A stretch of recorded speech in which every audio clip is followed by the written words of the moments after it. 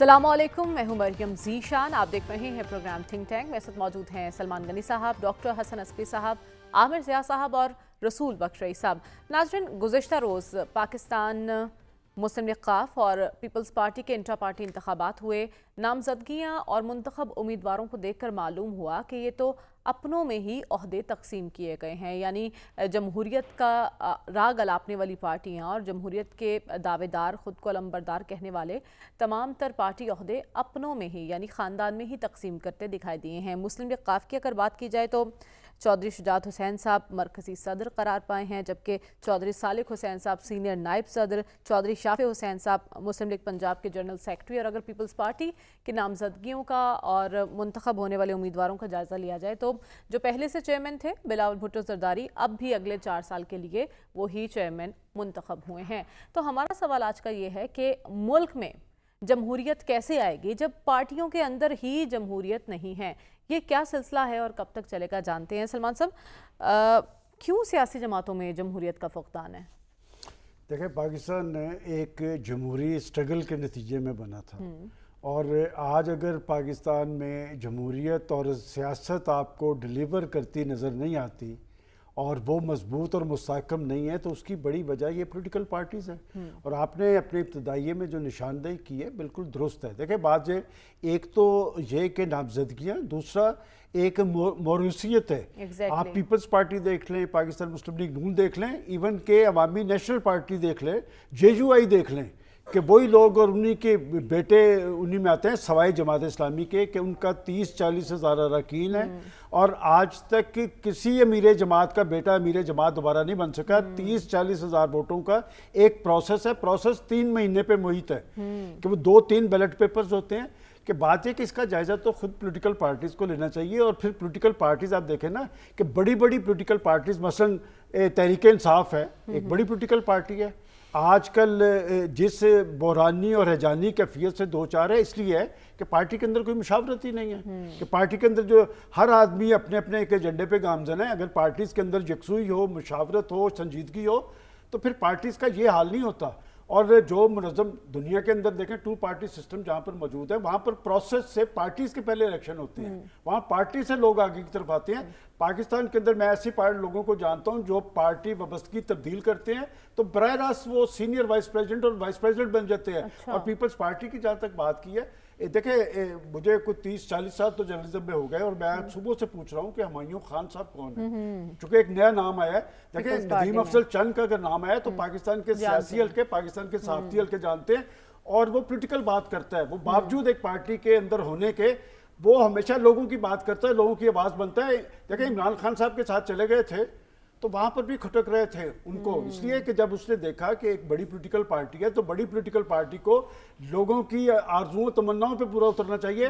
नदीम अफजल चंद वहाँ पर भी लोगों की बात करते नजर आ रहे थे। एक उम्मीद है आज भी पीपल्स पार्टी में तो अफजल चंद जैसे और ऐसे हज़ारों कारकुन पॉलिटिकल पार्टीज़ के अंदर मौजूद हैं। और अगर आप सियासी तारीख उठा के नहीं तो ये पॉलिटिकल पार्टीज़ के जो संजीदा अनासर हैं वो इस पर आवाज़ नहीं उठाते। नून लीग की मिसाल ले लीजिए, वहाँ भी नवाज शरीफ साहब, शहबाज शरीफ साहब, मरियम नवाज साहिबा, हाँ शाहिद खाकान अब्बासी को हमने वज़ीर आज़म बनते देखा, लेकिन उसके बाद उनका क्या अंजाम हुआ? वो पार्टी से बाहर।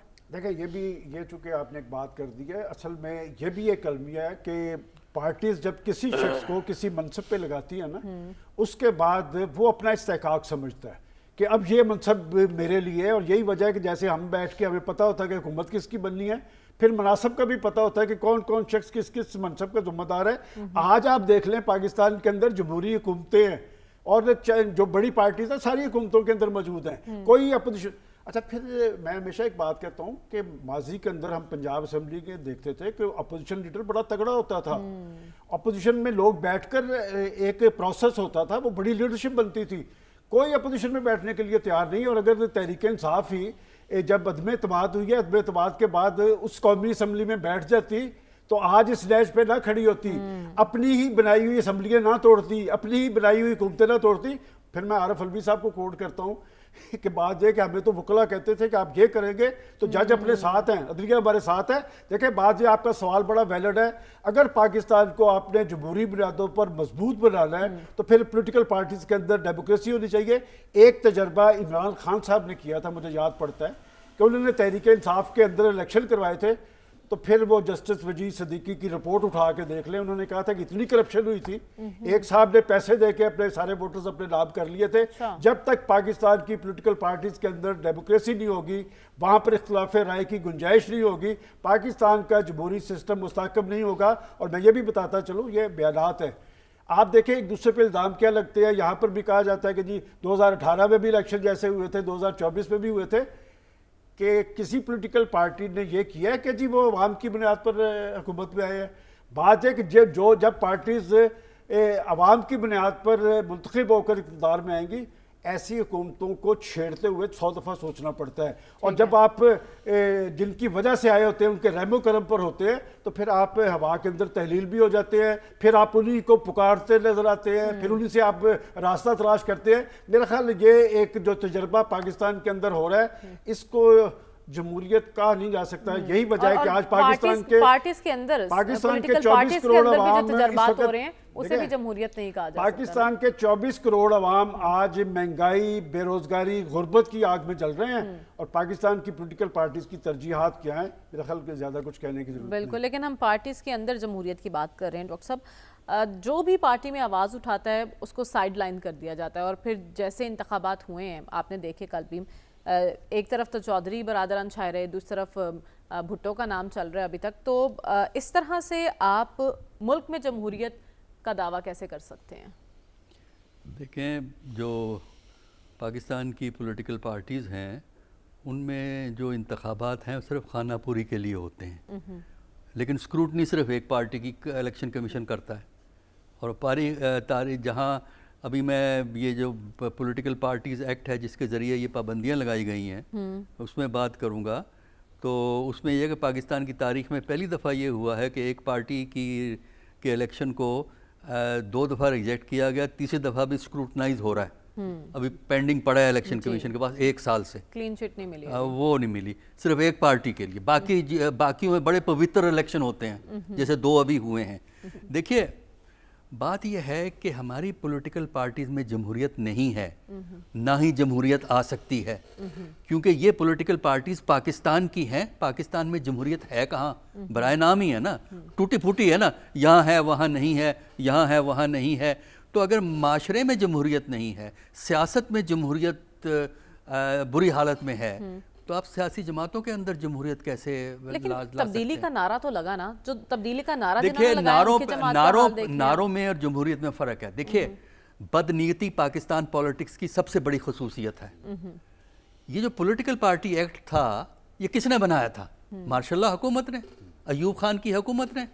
अयूब खान पॉलिटिकल पार्टीज़ के हक़ में नहीं थे। जब अयूब का कॉन्स्टिट्यूशन 62 का जून 62 में नाफिज हुआ है, पॉलिटिकल पार्टीज़ की इजाज़त नहीं थी पाकिस्तान में, बैन लगा हुआ था।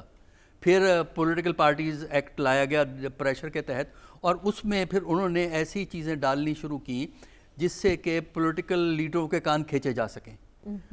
अयूब ने कुछ काम किए, फिर आगे ज़ियाउल हक ने उसमें तब्दीलियाँ की, फिर ज़ियाउल हक के बाद मुशर्रफ ने उसमें तब्दीलियाँ की, और उसका नतीजा ये निकला कि पॉलिटिकल पार्टी को जब आप फारिग करना चाहें, इलेक्शन कमीशन फारिग कर सकता है, जिस तरह पीटीआई के साथ हुआ है। ठीक है ना? तो ये चीज़ें, और प्रॉब्लम पॉलिटिकल लीडर्स की ये है कि जो फैसले फौजी हुकूमतों ने किए हैं, जब ये सिविल हुकूमतें होती हैं तब वो उसको तब्दील नहीं करती। वजह क्योंकि वो अपने मुखालिफ के खिलाफ इस्तेमाल करना चाहती है। बदनीयती जो मैंने कहा है ना, पाकिस्तान पॉलिटिक्स की कैरेक्टरिस्टिक है, वो यही है। पॉलिटिकल पार्टीज ने आज खुद कभी कोशिश नहीं की कि पॉलिटिकल एक्ट में नहीं, तब्दीली क्या करें, वो खिलाफ इस्तेमाल करना चाहते हैं। पार्टी की रजिस्ट्रेशन का पैटर्न जो है पॉलिटिकल पार्टी एक्ट में आया, मार्शल लॉ की पैदावार है। ये इलेक्शन करवाओ, ये भी इसकी है। और आर्गूमेंट यही थी जो यहाँ दी जा रही है कि वो जमहूरियत होनी चाहिए। जब पार्टी में जमहूरियत नहीं है तो मुल्क में जमहूरियत कैसे आएगी? मेरी आर्गूमेंट है, जब मुल्क में जमहूरियत नहीं है तो पॉलिटिकल पार्टीज में, आप यूरोप की पार्टीज को देखें ना, यूरोप की पार्टीज का अगर आप मुताला करते हैं तो यूरोप की पार्टीज में माशरे में, पॉलिटिकल सिस्टम में और पार्टीज में जमहूरियत एक साथ आई हैं या बाद में आई हैं। ब्रिटिश पार्टीज को देख लें ना, ब्रिटिश पार्टीज जो कि बहुत जमहूरी पार्टीज हैं। अब कनाडा का नया प्राइम मिनिस्टर सिलेक्ट हुआ है, उसको लीडरशिप पे आने के जो प्रोसेस था उसमें 2 महीने लगे हैं। 2 महीने के प्रोसेस में पार्टी ने एक लीडर चुना जो अब प्राइम मिनिस्टर है वहाँ का। यह है जमहूरियत। برٹش پارٹیز کو دیکھیں, یورپ میں پارٹیز کو دیکھیں, لیکن برٹش کی ہسٹری کو اگر آپ اسٹڈی کریں, خاص کر لیبر پارٹی کو اگر آپ اسٹڈی کریں جو کہ جمہوری پارٹی ہے, تو آپ یہ دیکھیں گے کہ پارٹیز کے اندر جمہوریت معاشرے کی جمہوریت کے ساتھ آئی ہے یا اس کے بعد آئی ہے. تو لہٰذا آپ آرگومنٹ کر سکتے ہیں کہ پارٹیز میں جمہوریت نہیں ہے تو ملک میں جمہوریت کیسی ہوگی. میں کہوں گا اگر ملک میں جمہوریت نہیں ہے تو پارٹیز میں کیوں جمہوریت ہوگی؟ اس لیے کہ پاکستان میں اقتدار آنے کے لیے جمہوری راستہ ضروری نہیں ہے, آپ غیر جمہوری راستے سے بھی اقتدار میں آ سکتے ہیں. ٹھیک ہے, لیکن پیپلز پارٹی اور نون لیگ پرانی جماعتیں ہیں, ان کو تو ہم پوائنٹ آؤٹ کر سکتے ہیں کہ موروثیت کے نام پر ہی چل رہی ہیں, لیکن ایک تبدیلی کا نام لے کر آئی تھی پی ٹی آئی, اور خان صاحب نے تبدیلی کے نعرے لگائے تھے, عامر ضیاء صاحب. لیکن اگر اس پارٹی کا ہم انجام دیکھیں تو وہاں بھی ہمیں جمہوریت دکھائی نہیں دے رہی, کیونکہ فرد واحد کے گرد ہی پارٹی گھوم رہی ہے, اور جو فیصلہ سازی کا اختیار ہے وہ بھی ایک شخص کے پاس ہے. وہ شخص کہے گا تو مذاکرات ہوں گے, وہ شخص کہے گا تو مذاکرات نہیں ہوں گے. باہر جتنا عمل مذاکرات کا ہو رہا تھا سبوتاژ ہو گیا, لیکن صرف ایک بندے کے کہنے پر. تو کیا اس تبدیلی کو بھی آپ جمہوریت کہہ سکتے ہیں؟ دیکھیے یہ جو ہے نا کہ ایک بہت بڑے منظر نامے میں پی ٹی آئی اور اس کی مثال بہت چھوٹی سی بنتی ہے. اس سے پہلے بڑا پرمغز قسم کا ایک ڈسکشن ہوا ہے کہ وہ بالکل میں ڈاکٹر حسن عسکری صاحب نے جو فرمایا کہ بھئی اگر ہمارا معاشرے میں جمہوریت نہیں ہے, وہ رویے نہیں ہیں, اور میں سمجھتا ہوں کہ رویوں صرف اس کی بات نہیں ہے, معروضی حالات کیا ہم جو ہیں آبجیکٹو کنڈیشنز وہ ہیں پاکستان میں کہ جہاں پہ اصل خالص ویسٹ منسٹر ٹائپ کی یا امریکہ جیسی جمہوریت یا یورپ کی کسی مغربی ملک جیسی جمہوریت پروان چڑھ سکے. ایک بڑا سوال ہے کہ جس معاشرے میں جو ہمارے کہتے ہیں نا کہ جاگیردارانہ مزاج ہے, بلکہ جاگیرداری اب بھی ہے, قبائلیت اب بھی ہے, ٹھیک ہے نا, تو وہاں پر کس طرح سے ایک جمہوریت آ سکتی ہے. جمہوریت جو ہم نے پڑھا ہے بیسک پھل ہوتے ہیں نا پولیٹیکل سائنس کی بی اے آنرز کی کتاب پڑھ لیں پہلے سال کی, وہ کہتے ہیں جی جہاں پہ مڈل کلاس ہوتی ہے, انڈسٹریل ریولوشن آتا ہے, جاگیرداری کا خاتمہ ہوتا ہے, وہاں سے جمہوریت کے سوتے پھوٹتے ہیں. ہماری یہ تمام چیزیں جو ہیں پوری نہیں ہوئی ہیں, اور پاکستان میں جو بھی جمہوریت آئی ہم نے ایک ایپ کی نقالی کی ہے. ہم نے کہا کہ جی وہاں پہ ہے, ہم اپنیاں لے کر آ جاتے ہیں, بے شک ہمارے معروضی حالات اس طرح کے ہیں نہیں ہیں, ہم نے وہ ریفارمز نہیں کیے, ہم نے وہ اصلاحات نہیں کیے. جیسے بھارت میں ہم نے دیکھا کہ بھارت نے آزادی کے فوراً بعد ہی انہوں نے پرنسلی اسٹیٹس کا خاتمہ کیا, انہوں نے وہاں پہ جاگیرداری کو توڑا, جو بھی ان کا ریفارمز تھے انہوں نے کیے, اچھے کیے برے کیے, قطع نظر ہم سے بہتر کیے. ہمارے یہاں تو گاڑی چلی نہیں. ہمارے یہاں پہلے الیکشن جو ہے وہ 1970 میں ہوا ہے, اور اس سے پہلے تو ہم لوگ انتخابات سے بھی جان چھڑا رہے تھے. پھر جب ہم نے دیکھا کہ جی انتخابات کرا دیے تو جو پارٹی جو تھی جو جیتی تھی وہ غلط سلوگنز کے ساتھ جیتی, جو بھی تھا ظاہر ہے کہ آپ نے اس کو ٹرانسفر آف پاور نہیں کیے. اس سے پہلے اگر آپ دیکھ لیں کہ جناب ایسٹ پاکستان 52% تھا, تو اصولی طور پہ تو ان کی میجورٹی تھی. ہم نے کہا نہیں جی ہم پیرٹی لے کر آ جاتے ہیں, یعنی کہ ہم برابر کر دیتے. پھر جیسے سقوط مشرقی پاکستان ہوا تو ہم نے کہا کہ جی نہیں ہم پیرٹی ختم کر دیتے ہیں اور ہم 4 صوبے بنا دیتے ہیں. اس میں پھر 1 صوبے کو غلبہ ہو گیا. تو ہم لوگوں نے اپنی یارڈ سٹکس جو ہیں بدلتے رہے ہیں, اور اس میں وہ اصولوں کے تحت نہیں بدلا بلکہ ہم نے اپنے فائدے کے لیے بدلا. مطلب فائدے سے مراد رولنگ ایلیٹ کا جو فائدہ تھا اس کی وجہ سے بدلا. اس کے نتیجے میں پولیٹیکل پارٹیز کا مزاج بھی بدل چکا ہے, جدت آ چکی ہے. تو کیا اب کہا جا سکتا ہے کہ کسی پولیٹیکل پارٹی میں جمہوریت پنپ رہی ہے؟ دیکھیے جیسے بھی مجھ سے پہلے ڈسکشن میں ایک جماعت اسلامی لے دے کر ہے کہ جہاں پہ واقعی جنون جو ہے انتخابات پارٹی کے اندر ہوتے ہیں, اس کے علاوہ تو کسی پارٹی میں نہیں ہوتے. آپ کی سیکولر عوامی نیشنل پارٹی سے لے کے مولانا فضل الرحمان کی جو کہ ریلیجس پارٹی ہے ان تک کی اگر آپ بات کریں تو وہاں پر آپ کو لگے گا کہ جی وہی مطلب وہی خاندان جو ہے حکمراں ہے. اور یہ جو تھا نون لیگ دیکھ لیں اور پاکستان پیپلز پارٹی دیکھ لیں, یہ تو مطلب ہے بالکل ایک پرسنل فیفڈم کی طرح چلائی جا رہی ہیں, جاگیر کی طرح. ایک ان کی ملکیت ہے وہ پارٹی, جس کو چاہیں بنائیں جس کو چاہیں گرائیں. تو وہاں پہ تو انتخابات ایسی ڈھکوسلا ہے. پی ٹی آئی سے لوگ ایکسپیکٹ کر رہے تھے جیسا آپ فرما رہی ہیں کہ جناب وہاں پر ایک جمہوریت ہوگی. دیکھیں ایک جمہوریت کی یہ مطلب نہیں ہوتا ایک اسٹرانگ مین ہو سکتا ہے کسی پولیٹیکل پارٹی میں, میں جسٹیفائی نہیں کر رہا, لیکن اسٹرانگ مین ہوتا ہے. میں برطانیہ میں بھی Churchill was a strong man. ابھی جو آپ کا حضرت ٹرمپ ہیں ہی از اے اسٹرانگ مین, ٹھیک ہے نا, وہ جو چاہے کیے جا رہے. تو پی ٹی آئی میں اسٹرانگ مین عمران خان ہے, لیکن غالباً عمران خان ڈائنسٹک پولیٹکس نہیں کر پائیں گے کہ ان کی جو لوگ ہیں مطلب خاندان باہر ہے, تو یا تو یہ پارٹی چلے گی یا تو اس کے اندر وہ اپنے آپ کو چینج کریں گے, یا پھر مطلب ہے یہ پارٹی عمران کے بعد جو ہے اس طرح سے نہیں قائم رہ سکے گی جس طرح سے آج ہے جتنی بڑی ہے. تو یہ بات ہمیں سمجھنی چاہیے. لیکن ہمارے یہاں جو پھر سسٹم بنا, ہمیں جب جب موقع ملا جمہوریت کو مضبوط کرنے کا, ہم نے اس کی نفی کی. فرض کریں مشرف دور کی بہت تنقید کرتے ہیں, اس میں کچھ لیجسلیشن بڑی مناسب ہوئی تھیں, جیسے ان میں ریزرو سیٹس کی بات ہوئی تھی, عورتوں کی سیٹس انہوں نے بڑھائی تھیں. اس میں ایک اور بات کی تھی بڑے کام کی کہ جی 2 بار سے زیادہ پرائم منسٹر جو ہے الیکٹ نہیں ہو سکتا, 2 بار سے زیادہ. یہ امریکہ میں بھی ہوتا ہے 2. اب وہ ٹرمپ چاہتے ہیں کہ میں 3rd ٹائم ہو جاؤں, لیکن جب آپ کہیں گے جی 2 بار ہونا ہے تو نواز شریف تیسری مرتبہ اور جناب بے نظیر جو ہے تیسری مرتبہ, یا کوئی اور جو ہے وہ 2 بار سے زیادہ بن نہیں سکتا. کیا وجہ ہے کہ ہمارے یہاں وہی سیاسی خاندان جو میں کہتا ہوں نا 80 میں جو لوگ حکمراں تھے وہ آج 2025 میں بھی ہیں. ہمارے یہاں پیر تسمہ پا کی طرح ہمارے کندھوں پہ بیٹھ گئے یہ لوگ آ کر. ہمارے یہاں نیا خون کیوں نہیں آتا؟ جنرل ریٹائر ہو جاتا ہے, بیوروکریٹ ریٹائر ہو جاتا ہے, کارپوریٹ کی لیڈرشپ بدل جاتی ہے, یہ لوگ وہی خاندان بیٹھا ہوا ہے. کیا وجہ ہے؟ اور کیا اس سے پاکستان آگے جا سکتا ہے؟ قائد اعظم کے ولی وارث جو ہیں وہ آپ کو جاتی عمرہ اور 70 کلفٹن اور بلاول ہاؤس میں ملیں گے, یا آپ کو مطلب لاہور اور مطلب ہمارے تعلیمی ادارے ہیں کراچی کے, لاہور کے, ملتان کے, کوئٹہ کے, اور اتنا بڑا ملک ہے 250 ملین کا, اس میں یہ لوگ کیوں پھر اپنا حق حکمرانی سمجھتے ہیں؟ ان کا کیا کرائٹیریا ہے کہ یہ جا کے ایک دم وزیر اعلیٰ بن جائیں, ایک دم یہ وزیر اعظم بن جائے؟ کیا ہے کہ بھائی سمدھی بیٹی یہی لوگ ہیں کیا؟ تو ابھی تو تنقید زیادہ نون لیگ پہ بنتی ہے نا کہ اختیار ان کے پاس ہے, تو یہ سارے کے سارے جو ہیں, اور وہ بس نہیں چلتا, ہو سکتا ہے بھتیجے کو بھی بنا دیتے, ہو سکتا ہے کسی اور جو ان کے رشتہ دار ہیں, ان کا ایک اپنا کلک چل رہا ہوتا ہے. تو یہ تمام کی تمام جمہوریت کی نفی ہے. جمہوریت کے نام پہ پاکستان کے ساتھ ایک بہت بڑا فراڈ ہو رہا ہے. ہمارے یہاں جمہوریت بالکل نہیں ہے ہمارے رویوں میں. ایک اور آخری بات, جمہوریت وہاں پہ پنپتی ہے کہ جہاں پہ وہ کہتے ہیں نا کہ سیکولر ملک جو ہوتا ہے وہ ڈیموکریٹک ہوتا ہے. ایک اس طرح کا ملک ہو سکتا ہے کہ جو سیکولر ہے اور ڈیموکریٹک نہیں ہم مان سکتے ہیں, لیکن اگر جمہوریت ہوگی تو سیکولرزم بھی ہوگا. تو ہماری ایک اور یہ پرنسپل فلا ہے ہمارا کہ ہم کہتے ہیں کہ ہم ایک مذہبی ریاست ہوں گے, ہم اسلامک ریاست ہیں, تو یہ بھی ہمارے کنٹرڈکشن ہے. اب میں یہ نہیں کہہ رہا کہ غلط ہے صحیح ہے, لیکن یہ ایک فلا ہے اصل جمہوریت, خالص جمہوریت کے لانے میں, کہ جب تک یا تو آپ سیکولر ہو جائیں. آپ کہتے ہیں نا انڈیا کو تانے دیتے کہ انڈیا میں جعلی سیکولرزم ہے, تو بھئی پاکستان کو آپ بنا دیں کہ سیکولر کا مطلب لادینیت نہیں ہوتا, اس کا مطلب ہوتا ہے سب کا دین اپنی اپنی جگہ کے اوپر. ٹھیک ہے, تو آپ کہہ رہے ہیں یہاں جمہوریت کی نفی ہے اور کہیں بھی پنپتی ہمیں دکھائی نہیں دے رہی, خواہ ہم پولیٹیکل پارٹیز کے اندر جمہوریت کی بات کر رہے ہیں.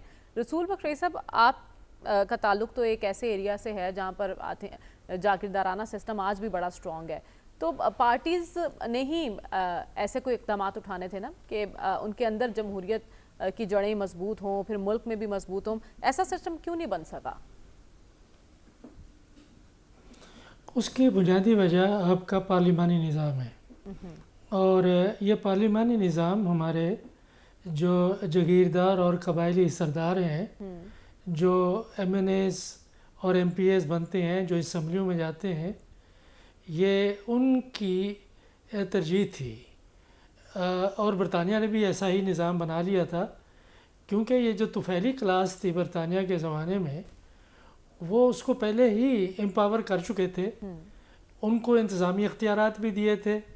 شروع میں جب انہوں نے نوکرشاہی بنائی, فوج بنائی, تو صرف ان کے بچے جا سکتے تھے.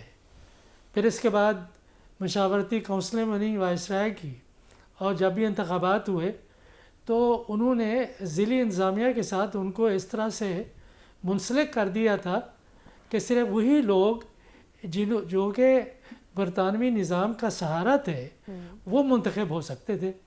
کہ 37 کے انتخابات دیکھیں, پھر 1946 کے انتخابات دیکھیں, تو وہ ایک کلاس ہے جو یہ چاہتی ہے کہ جو بھی انتظامیہ بنے صوبوں میں, ضلعوں میں اور وفاق میں, وہ بنائیں.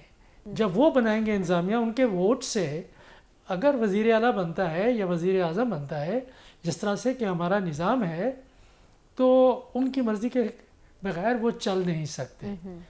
میرا خیال یہ ہے کہ پاکستان میں جمہوریت یرغمال ہے صرف 250 سیاسی خاندانوں کے ہاتھ میں. یا تو ہم یہ کرتے کہ یہاں پہ زرعی اصلاحات کر دیتے, تو یہ آپ کو یہ جو گدی نشین ہیں, قبائلی سردار ہیں اور یہ جگیردار ہیں, آپ کو اسمبلیوں میں نظر نہ آتے. پھر آپ کو دوسرے لوگ بھی نظر آ سکتے تھے. بنیادی وجہ تو یہ ہے. دوسری بات جو سب سے بڑی یہ ہے کہ میں نہیں سمجھتا کہ پہلے سماج تبدیل ہوتا ہے، پھر اس کے بعد سیاسی جماعتیں تبدیل ہوتی ہیں. اچھا. سیاسی جماعتیں تو حکومت بناتی ہے، وہ ریاست کے ادارے چلاتی ہیں. تو کہیں پہ اگر سماجی اور معاشی تبدیلی آتی ہے تو جو رولنگ کلاسز ہوتی ہیں ان کے رویوں سے آتی ہے. ایگزیکٹلی. اگر ان کے رویے جمہوری ہوں، ان میں جمہوریت ہو اور وہ جمہوریت کو نافذ کرنا چاہیں تو ہمارے ملک میں نافذ ہو سکتی ہے. یہ وہ نہیں کرنا چاہتے. اگر وہ کرنا چاہیں گے تو پھر کئی لوگ جو اہل ہیں وہ منتخب ہو کے آئیں گے، نااہل منتخب ہو کے نہیں آ سکتے. ایک اور بات جو ہم نظر انداز کرتے ہیں کہ پاکستانی معاشرہ تبدیل ہو چکا ہے. اس کیسے تبدیل ہوا ہے کہ آپ میگا سٹیز ہیں، کراچی ہے، لاہور ہے، اسلام آباد، راولپنڈی ہے. پاکستان کا کوئی شہر نہیں جس کی آبادی پھیلی نہ ہو. اربن کانسٹیچوئنسیز کو اگر آپ دیکھیں تو یہ سارا جو یہ کانسٹیچوئنسیز بنتی ہیں، حلقے بنتے ہیں، اگر حلقے ایمانداری سے بنائے جائیں تو پھر بھی سمجھتا ہوں کہ یہ جو پلڑا ہمیشہ جگیرداروں اور قبائلیوں کے حق میں رہا ہے وہ شہری کانسٹیچوئنسیز کے حق پہ چلا جائے گا. اچھا. اور اگر منتخب آپ نے ایک شفاف طریقے سے اسمبلیوں کو کرنا ہے تو آپ دیکھیں گے کہ اس وقت جو پاکستان کی متوسط کلاس ہے یا جس کو آپ مڈل کلاس کہتے ہیں، یہ پروپورشنیٹلی ساؤتھ ایشیا میں بلکہ کافی ڈیولپنگ کنٹریز میں بہت بڑی ہے. یہ نہ صرف اربن ایریاز میں ہے بلکہ رورل ایریاز میں بھی ہے. تو وہ ان کے نمائندے، وہ جن کو وہ منتخب کرتے ہیں، آپ ان کو نااہل قرار دے دیتے ہیں. جو گزشتہ انتخابات ہوئے ہیں یا اس سے کچھ پہلے ہوئے ہیں، آپ نے وہ کلاس جو جمہوریت چاہتی ہے، جو تبدیلی چاہتی ہے، اس کا مینڈیٹ چرا کے آپ موروثی سیاسی جماعتوں کے پلڑے میں ڈال دیا ہے. پھر ہم الزام لگاتے ہیں کہ معاشرہ جمہوری نہیں ہے. اصل میں یہ جگیردار قبائلی سردار جو اس وقت اسمبلیوں میں بیٹھے ہوئے ہیں اور ان کے سرپرست وہ نہیں چاہتے کہ جمہوریت ہو. اس وقت متوسط طبقہ، اربن کلاسز، شہری کلاسز وہ یہ چاہتی ہیں کہ جمہوریت ہونی چاہیے. آپ دیکھیں کہ کراچی کا انتخاب آپ کہہ رہے ہیں جو ایلیٹ جماعت کلاس ہے اسلامی ان نے کے جیتا حق میں ہوا تھا. جمہوریت نہیں ہے، اس لیے ہمارے معاشرے میں بھی جمہوریت پنپ نہیں رہی ہے.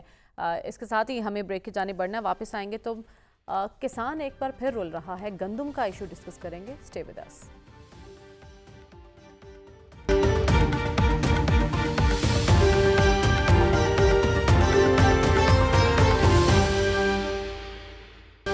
ویلکم بیک ناظرین. پنجاب اور سندھ میں تو گندم کی کٹائی کا عمل شروع ہو چکا ہے، لیکن ابھی تک گورنمنٹ کی جانب سے امدادی قیمت مقرر نہیں کی گئی، جس کی وجہ سے کاشتکار پریشان ہیں اور کسانوں کی جانب سے حکومت کو سڑکوں پر آنے کی دھمکی دی گئی ہے اور کہا گیا ہے کہ 14 اپریل تک اگر گندم کے نرخ طے نہ ہوئے تو وہ اپنے بچوں اور خواتین کے ساتھ سڑکوں پر ہوں گے. سلمان صاحب، پچھلے سال بھی گندم ایک بڑا ایشو بن گیا تھا، گندم کی خریداری. اس دفعہ بھی کیا حالات ویسے ہی ہوتے آپ کو دکھائی دے رہے ہیں؟ دیکھیں، یہ سلسلہ پچھلے سال سے ہی شروع ہوا ہے اور آپ جب یہ کہہ رہی ہیں کہ یہ گندم کی کٹائی کا عمل شروع ہوا ہے، تو یہ گندم کی کٹائی کا عمل جب شروع ہوتا تھا تو کاشتکار بڑا خوش ہوتا تھا، اس لیے کہ گندم صرف ایک جنس یا خوراک نہیں ہے. گندم ایک پورے کلچر کا نام ہے. گندم پر اس کاشتکار کی بیٹی کی شادی کا انحصار بھی ہے، ان کے بچوں کی تعلیم کا انحصار بھی ہے. بہت سارے معاملات گندم کے ساتھ منسلک ہے اور یہی وجہ ہے کہ ماضی کے چیف منسٹر نواز شریف ہوں، شہباز شریف ہوں، پرویز الہی ہو، منظور بٹو ہو، وہ ایک فکرہ کہا کرتے تھے کہ حکومت آخری دانہ تک خریدے گی. اس لیے کہ انہیں پتہ ہوتا تھا کہ یہ گندم، جب ہم یہ کہتے ہیں کہ پاکستان اور خاص طور پہ پنجاب ایک زرعی صوبہ ہے اور ہماری گندم جو ہے کہاں تک جاتی تھی، اب جہاں تک جاتی تھی وہ تو لے رہے ہیں یوکرین سے. اور پچھلے سال یہ بحران تب آیا تھا کہ گندم درآمد کی گئی، کنہوں نے کی، کس لیے کی، اربوں خربوں کما لیے. لیکن ابھی آپ نے جن سیاسی رہنماؤں کے نام نہیں ہیں اس میں سے غالباً 2 تو مسلم لیگ نون کے ہیں. نواز شریف صاحب کا ذکر آپ نے کیا، شہباز شریف صاحب کا ذکر کیا، لیکن اس وقت جو حکومت ہے پنجاب میں وہ بھی نون لیگ کی ہی ہے. دیکھیں، میں نے اسی لیے پچھلے سال جب یہ بات شروع کی تھی، آپ کو یاد ہوگا اسی پروگرام میں ہم نے یہ کہا تھا کہ آپ ان سے مشورہ ضرور کریں. یہ ایک بحرانی کیفیت اور ہیجانی کیفیت طاری ہوگی. آپ نے کہا کہ جی انہوں نے 14 اپریل کی بات کی ہے، تو 14 اپریل کی بات اس لیے کر رہے ہیں کہ آپ 2900 روپے اگر گندم جو ہے فلور ملز کو دیں گے تو آپ اپنے کاشتکار سے کیوں نہیں خریدتے. اور یہ اصل جو ایشو ہے وہ یہ ہے کہ اس کاشتکار کی گندم کی بوائی اور سارے عمل وہ تو میں 32-33 روپے تو ان کے اخراجات ہیں، اور اگر وہ 32-33 روپے اخراجات کر کے پر ایکڑ اسے 22-23 روپے فروخت کرنی پڑی، وہ تو سڑکوں پہ آ کے بیٹھ جائے گا۔ تو بات یہ کہ ایک طرف تو پنجاب گورنمنٹ کہتی ہے کہ ہم نے فری مارکیٹنگ کر دی، آپ جہاں مرضی لے جائیں، یہ بات اچھی نہیں ہے۔ اور بات یہ کہ یہ گندم کا ایشو اگر پاکستان مسلم لیگ نون کی مقبولیت پہ اثر انداز ہوا ہے تو سب سے زیادہ پنجاب کے اندر یہ گندم کا ایشو ہے۔ میں سمجھتا ہوں کہ کاشتکاروں کے حوالے سے دردانہ رویہ اختیار کرنا چاہیے، ان کو سڑکوں پہ نہ آنے دیا جائے۔ بات یہ سڑکوں پہ اگر کسان آتا ہے تو یہ پیچھے کروڑوں لوگ بیٹھے ہوئے ہیں، لہٰذا اس مسئلے کو سالو کرنا چاہیے۔ اور سب سے اہم بات، یہ ذمہ دار کلاس تو ساری اسمبلیوں کے اندر موجود ہے، ایگزیکٹلی، یہ کیوں نہیں آواز اٹھاتے؟ یہ کیوں نہیں آواز اٹھاتے؟ بات یہ کہ ان کے ترجیحات اور ہیں، لہذا جب تک یہ مسئلہ حل نہیں ہوگا یہ مسئلہ ان کی آنکھ میں کھٹکتا رہے گا، اور اس کے لیے انہیں اس حوالے سے جواب دہ ہونا پڑے گا۔ ٹھیک ہے، لیکن ڈاکٹر صاحب بڑے فخر سے حکومت یہ اعلان کر رہی ہے کہ پنجاب میں پہلی مرتبہ نجی سیکٹر کے ذریعے اب گندم خریدی جائے گی، اور وہ جو صوبے سے گندم کی نقل و حرکت ہے اس کی باقاعدہ اجازت دے دی گئی ہے۔ آپ کی نظر میں کیا یہ ایسے اقدامات ہیں جن پر خوش ہوا جائے؟ دیکھیں، یہ جو اقدامات ہیں یہ ریفلیکٹ کرتے ہیں پی ایم ایل این کے مفادات کو۔ پی ایم ایل این کے مفادات اربن ایریاز کے ساتھ ہیں، رورل ایریاز کے ساتھ بڑے کم ہیں لیکن کم ہیں۔ اور اربن ایریاز میں جو یہ فیصلے کیے ہیں یہ اربن ایریاز کے آڑتی اور مڈل مین کو فائدہ پہنچانے کے لیے ہیں۔ گندم کی قیمت مقرر کرنا اس لیے ضروری ہوتی ہے تاکہ جو بیچارہ کاشتکار، خاص کر چھوٹا کاشتکار جس کے پاس کیپیسٹی نہیں ہوتی ہے گندم کو روک کے گھر میں رکھ لے کہ بھئی 6 مہینے کے بعد بیچ دے گا، وہ افورڈ ہی نہیں کر سکتا، اسے تو فوری طور پہ ڈسپوز آف کرنی ہوتی ہے۔ تو لہٰذا ایک منیمم پرائس رکھی جاتی ہے جس پہ حکومت براہ راست خریدتی تھی، اور خریدنی حکومت کو چاہیے۔ ہماری حکومت نے مڈل مین کو بیچ میں ڈال دیا کہ پرائیویٹ سیکٹر، انگریزی کا لفظ پرائیویٹ سیکٹر، بھائی پرائیویٹ سیکٹر نہیں، اپنے فیورٹس۔ دیکھیے، میں پرائیویٹ سیکٹر میں ہوں، آپ پرائیویٹ سیکٹر میں، آپ پرائیویٹ سیکٹر، اچھا جی ہم گندم خرید لیتے ہیں۔ اب حکومت کا یہ ڈسکریشن ہے کہ ہم تینوں میں سے کس سے حکومت خریدے گی، لہٰذا اگر آپ ان کے فیورٹ ہیں تو حکومت مجھ سے نہیں خریدے گی یا ان سے نہیں خریدے گی، حکومت آپ سے خریدے گی۔ اس طرح آپ اپنی سپورٹ بلڈ کرتے ہیں۔ تو میرا خیال یہ ہے کہ نیرو سیاسی مفادات کے لیے جو موجودہ حکومت ہے وہ جو ہمارا ایگریکلچر سیکٹر ہے اس کو نقصان پہنچا رہی ہے۔ گندم آپ کی بہت بڑی فصل ہے، گندم ہے، کپاس ہے، چاول ہے، گنا بھی ہے۔ اب گنا بھی رحم و کرم پہ ہے بڑے لوگوں کے، سیاسی اثر و رسوخ رکھنے والے پہ۔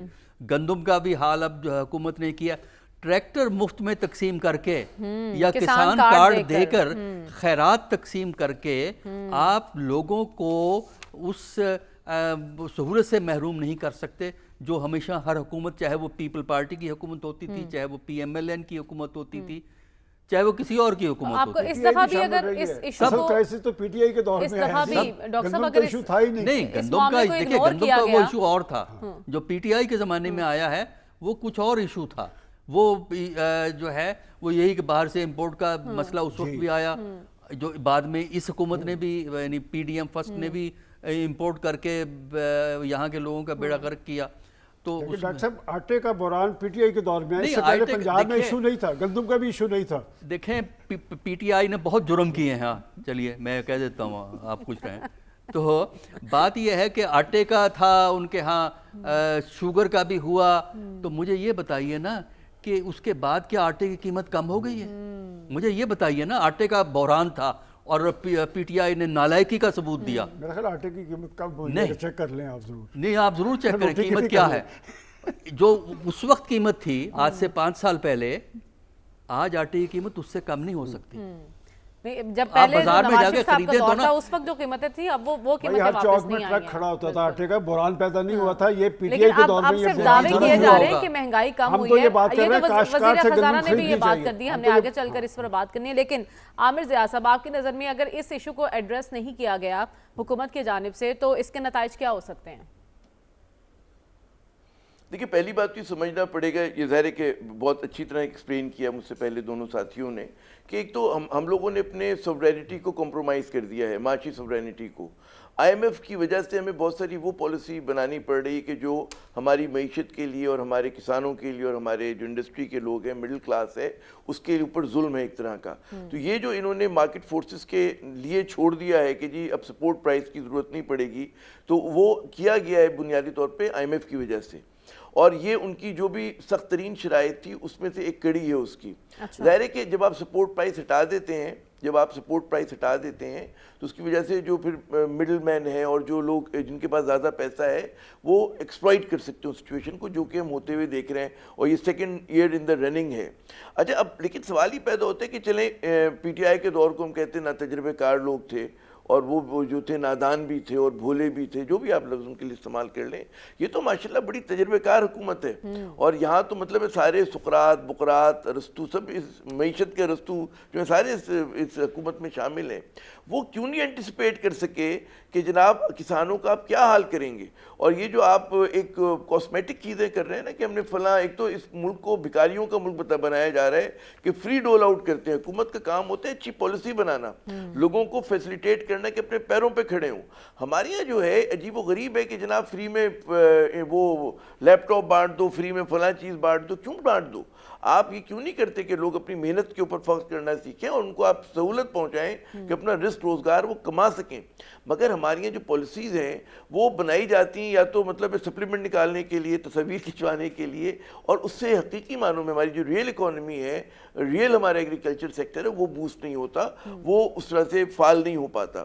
تو ہمیں ری تھنک کرنے کی ضرورت ہے. ہم تو اربن ایریاز کے لوگ ہیں, کراچی سے میرا تعلق ہے, لیکن جو میری تھوڑی بہت بات ہوتی ہے کسان نمائندوں سے, تو وہ تو اتنے غصے میں, اتنے ناراض ہیں. پنجاب سے میں بات کر رہا ہوں, وہ کھوکر صاحب ہیں اور بخاری صاحب ہیں, ان سے ہم بات کرتے ہیں, سیکھتے ہیں ان سے ہم کہ کیا ایشوز ہیں کسانوں کے. تو ہمارے لیے تو بڑے حیرت انگیز ہے کہ جی اوبویس سے سلوشن وہ بتا رہے ہیں کہ آپ یہ کریں گے تو یہ ہوگا. آپ نے گنے کو, مطلب آپ کو پتہ ہے یہ کہتے ہیں واٹر اسکیرس کنٹری ہے, آپ نے گنے کو, گنے کی جو وہ ہیں شوگر ملز ہیں, وہ سارے پولیٹیکل کلاس کی ہیں, اور ان کے لیے آپ جو ہے گنے کے بیچارے کاشتکاروں کے استحصال کرتے ہیں. یہ ملک جو ہے کبھی کپاس جو ہے مطلب ہے 11-12 ملین بیلز پیدا کرتا تھا, اس سے بھی زیادہ کیے ہیں انہوں نے ریکارڈ. آج دیکھیں وہاں کے کہاں کھڑے ہو گئے. جاگیرداروں کے لیے وہ کاشتکار بیچارہ رول کر رہ جاتا ہے. اس بار بھی کاشتکار کے نصیب میں رلنا ہی ہے. رسول بکری صاحب, ویسے تو حکومت بڑی ہمدرد ہے, کسانوں کی بات کرتی ہے, کسان کارڈ دے رہی ہے, بہت سی اسکیمیں نکالی ہیں. لاسٹ ٹائم ڈاکٹر صاحب بھی متاثرین میں سے تھے, کیا اس دفعہ بھی آپ متاثرین میں سے ہوں گے؟ دیکھیں, میں بھی کاشتکار ہوں. یہ 1 سال پہلے ہم انہی دنوں میں ہم گندم کے بارے میں بات کر رہے تھے, اور یہ کر رہے تھے کہ نگران وزیر اعظم اور پنجاب کے نگران وزیر اعلیٰ, جو اب ایک وزیر داخلہ ہیں اور ایک کو سینیٹر بنا گیا ہے, تو انہوں نے تقریباً پرائیویٹ سیکٹر کہتے ہیں, مجھے نہیں معلوم, لیکن وہ گندم کہاں پہ پڑی ہوئی ہے کہ جب گندم تیار تھی تو انہوں نے تقریباً 700-800 ملین ڈالرز کی گندم خرید کر کے اپنے ہر چیز مکمل طور کے اوپر ذخیرہ کر لی. تو ظاہر قیمتیں تو نیچے جانی تھی, اور اس وقت یاد ہے کہ جی کمیٹی بنی ہے, اور وہ کمیٹی کھیلتے رہے. آج تک پتہ چلا ہے کہ اس کمیٹی کی فنڈنگ کیا ہے, جو معاملہ اس کے اوپر مٹی ڈال دی گئی. وہ کمیٹی بنا دیکھیں جب بالکل, اور دیکھیں کہ میں نے آپ کو بتایا تھا کہ اس زمانے میں بتایا تھا کہ میرے پاس اس وقت تھی تقریباً کوئی 1500 من کے قریب گندم, وہ پورا سال رکھی رہی ہے. میں پچھلے مہینے میں نے بیچی ہے, اور جتنا مجھے نقصان ہوا ہے میں آپ کو بتا نہیں سکتا, میں تو رکھ سکتا تھا. اس وقت جو گندم کی قیمت ہے, کیونکہ انہوں نے اپنے ذخائر بنائے ہوئے ہیں, جو پرائیویٹ سیکٹر خرید کر رہا ہے وہ 2200 میں 2200 روپے من میں خرید کر رہا ہے. 2200 روپے میں ایک پیزا آتا ہے جو آپ لیتے ہیں. 40 کلو گندم خرید کرنے کی قیمت اس وقت جو اوپن مارکیٹ ہے وہ 2022 اور 2300 ہے. تو اس سے ہوگا کیا کہ اس دفعہ تو آپ لوگوں کو آپ کنگال کر دیں گے, اگلی دفعہ وہ گندم کاشت نہیں کریں گے. حکومت کو کوئی فرق نہیں پڑتا, کیونکہ اگر آپ ایسی حکومتیں بناتے ہیں جو ہارنے کے بعد اعلان یہ ہو جائے کہ وہ جیت چکے ہیں, یہ جو پنجاب میں جنہوں نے حکومت پنجاب سے بنائی ہوئی ہے ان کے اصل نتائج کچھ اور ہیں, وہ بنائیں گے تو پھر کاشتکار ہو, مزدور ہو, کسان ہو, عام آدمی ہو, تو اس کی فلاح کے بارے میں وہ کیوں سوچیں گے؟ وہ تو کوئی اور راستے ہیں ان کو منتخب کرنے کے، اقتدار میں رہنے کے.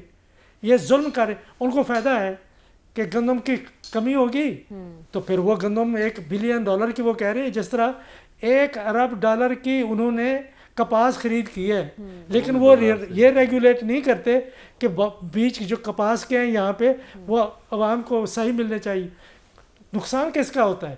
آپ کو پتہ ہے کہ 1 ایکڑ کپاس کاشت کرنے میں کم از کم 70-80 ہزار روپیہ خرچ ہوتا ہے، کہ اگر وہ تباہ ہو گئی جو کئی دفعہ ہو چکی ہے تو لوگ وہ کیوں کاشت کریں گے؟ اس میں بنیادی وجہ کیا ہے کہ گورنمنٹ کی ریگولیشن کمزور ہے، پیسٹی سائڈس میں ملاوٹ ہے، وہ نہیں ہے جو وہ بتاتے ہیں، جو بیج دیتے ہیں ان میں خرابیاں ہیں. کدھر ہے حکومت؟ تو آپ نے اگر وہ $1 بلین کی آپ امپورٹ کرتے ہیں تو کمیشن ہے، اگر گندم امپورٹ کریں گے تو کمیشن ہے. اگلے سال وہ پلان کر رہے ہیں. جس طرح آپ ایک طرف آپ ایکسپورٹ کرتے ہیں چینی جو انہوں نے کی، پھر وہی چینی اپنی ایکسپورٹڈ چینی دبئی سے دوبارہ امپورٹ کر لی. دیکھیں ہم ایسے معاشرے کی بات کر رہے ہیں، اس نظام کی بات کر رہے ہیں جو صرف میں بار بار ایک طرف آپ دعوے کرتے ہیں زرعی معیشت ہونے کے اور 250 دوسری طرف آپ کسانوں کو حالات کے رحم و کرم پر چھوڑ دیتے ہیں، تو ایسی جو ہے دوہری پالیسی تو نہیں چلے گی. پروگرام میں ہمیں آگے بڑھنا اور بات کرنی ہے. وزیر خزانہ نے ایک بیان دیا ہے کل، اور وہ وہی بات کر رہے ہیں جو ہم اپنے پروگرام میں کئی بار کہہ چکے ہیں. کیا بات ہے وہ جانیں گے اس بریک کے بعد. اسٹے ود اس.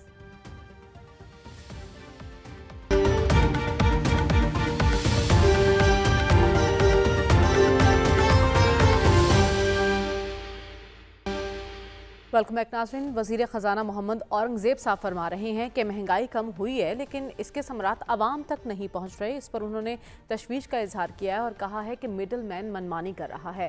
یہ وہی بات ہے جو ہم بارہا اپنے پروگرام میں کر چکے ہیں. سلمان صاحب، اگر ادراک ہے وزیر خزانہ صاحب کو تو کیوں نہیں اس کا حل کیا جاتا ہے، یا صرف بیانات دینا ہی کام ہے ان کا؟ ویسے میں خود بڑا حیران ہوا کہ وزیر خزانہ صاحب کے حوالے سے میں یہ سمجھتا تھا کہ شاید انہیں زمینی حقائق کا ادراک نہیں ہے. انہیں جس مقصد کے لیے لایا گیا تھا وہ مقصد تو پورا ہو گیا کہ معیشت کے حوالے سے انہوں نے بہتر فیصلے کیے، لیکن یہ بات تو کسی الیکٹڈ شخص کو کرنی چاہیے تھی جو عوام کے اندر سے منتخب ہوا ہو یا عوام کے اندر اس کے روٹس ہوں. تو بات یہ کہ اس میں تو کوئی شک نہیں کہ افراط زر کی شرح جو ہے کم ترین سطح پہ موجود ہے، لیکن اس کے اثرات آپ کے شرعی ضروریات پہ ظاہر نہیں ہو رہے. اور ساتھ وزیر خزانہ صاحب نے نشاندہی بھی کی ہے کہ اس میں بھی مڈل مین کا رول ہے، اس میں ذخیرہ اندوزوں کا رول ہے. اور یہ جو ہے بنیادی طور پہ مہنگائی کا ایشو جو ہے، میں مسلسل ایک بات کہہ رہا ہوں کہ یہ صوبائی حکومتوں کا رول ہے. اس میں صوبائی حکومتوں کا اختیار ہے، فیڈرل گورنمنٹ کا کوئی اختیار نہیں. اور اگر صوبائی حکومتیں اور ان کی انتظامی مشینری ان منافع خوروں پہ ذخیرہ اندوزوں پہ ہاتھ ڈالے تو ہاف ریٹ ہو سکتا ہے. اور اس وقت آپ سبزیوں کے ریٹس دیکھ لیں کہ سبزیوں کے ریٹس تو نیچے آ گئے، اس میں نقصان تو کاشتکار کا ہوا ہے. لیکن یہ ذخیرہ اندوز، آپ آئل دیکھ لیں، آپ دودھ دیکھ لیں، آپ چینی دیکھ لیں، دیگر یہ چیزیں ان کے ریٹس کبھی نیچے نہیں آتے. صوبائی حکومتیں جب تک کوئی رول ادا نہیں کہے گی یہ معاملہ سیٹل نہیں ہوگا. اور وزیر خزانہ صاحب نے جو بات کی ہے، کاش یہ بات پاکستان کے پرائم منسٹر اور چیف منسٹر کرتے. لیکن صوبائی حکومتوں کو کون انسٹرکٹ کرے گا؟ ڈاکٹر صاحب، وزیر خزانہ خود مان رہے ہیں کہ عالمی منڈی میں قیمتیں کم ہوئی ہیں لیکن یہاں پر قیمتیں اوپر جا رہی ہیں. تو اگر وہ مان رہے ہیں اور انہیں سب کچھ پتا ہے تو پھر عوام کے ساتھ یہ ظلم کیوں ہو رہا ہے؟ دیکھیں ان کی بڑی مہربانی ہے کہ وہ مان گئے. اگر نہ مانتے ہم ان کا کیا بگاڑ سکتے تھے، کیونکہ کوئی منسٹر بھی نہیں مانتا. وجہ یہ ہے کہ جو منسٹر صاحبان ہیں، یہ بڑے بڑے عہدے دان ہیں جو فیصلے کرتے ہیں، وہ بازار میں خود جا کے تو چیزیں نہیں خریدتے. کاسٹ آف لیونگ اس ملک میں بڑی ہے.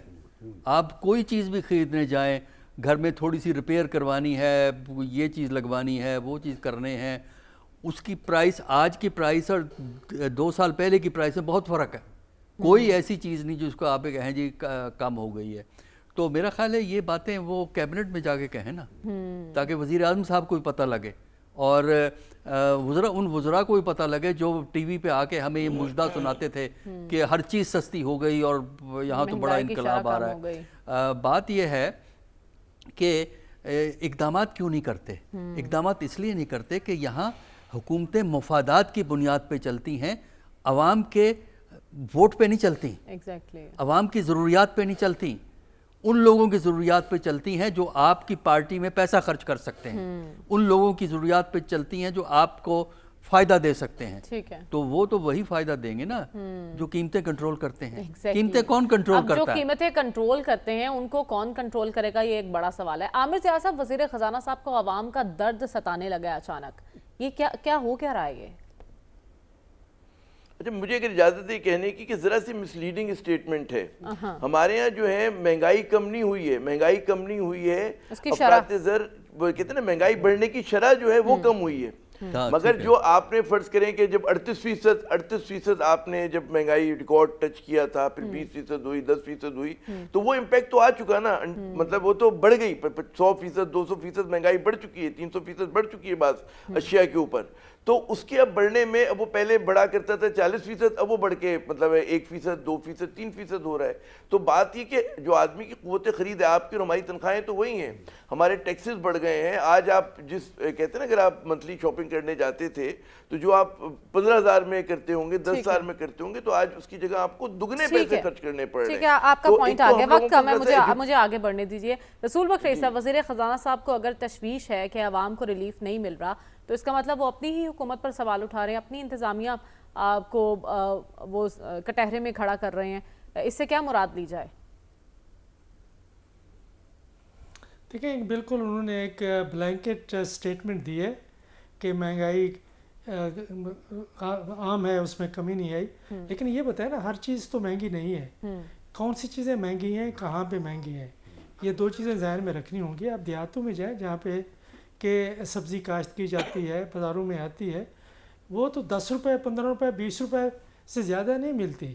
तो असल में जो मसला है वो शहरों के अंदर है, और शहरों में जो मिडल मैन है और जो आड़ती का ये सिस्टम है कि आप कोई फ्रूट सब्ज़ी किसी मंडी में ले जाएं तो 5 मिनिमम है, 7 से 15% तक वो आपसे, आप कहीं से आप चीज़ें ले आए हैं वो आपसे ख़रीद कर सकते। फिर इसके बाद उन्होंने ऐसी मनापली बनाई हुई है कि आपसे औने पौने ख़रीद कर लेते हैं, फिर आगे मार्केट को वो कंट्रोल कर रहे हैं। ये जो इस्लामाबाद की मंडी है, मैं उसको भी जानता हूँ, लाहौर की मंडी, फैसलाबाद की, बड़े बड़े शहरों को मंडी जो है वो माफिया चला रहे हैं, जिनके ऊपर के हुकूमत का कंट्रोल नहीं है कि किस तरीके से। कि मैं आपको मिसाल देता हूँ, मैं इन चीज़ों में ख़ुद मुझे तजर्बा है कि आप 20 रुपये जाके आप सब्ज़ी बेचते हैं, वो सब्ज़ी 20 रुपये से लेके इन्हीं माफियाज को तो कंट्रोल करने की ज़रूरत है, और हुकूमत ने अवाम को इन माफियाज के रहमो करम पर छोड़ दिया है। अब प्रोग्राम का वक्त ख़त्म हो जाता है, हमें इजाज़त दीजिए, अल्लाह हाफ़िज़।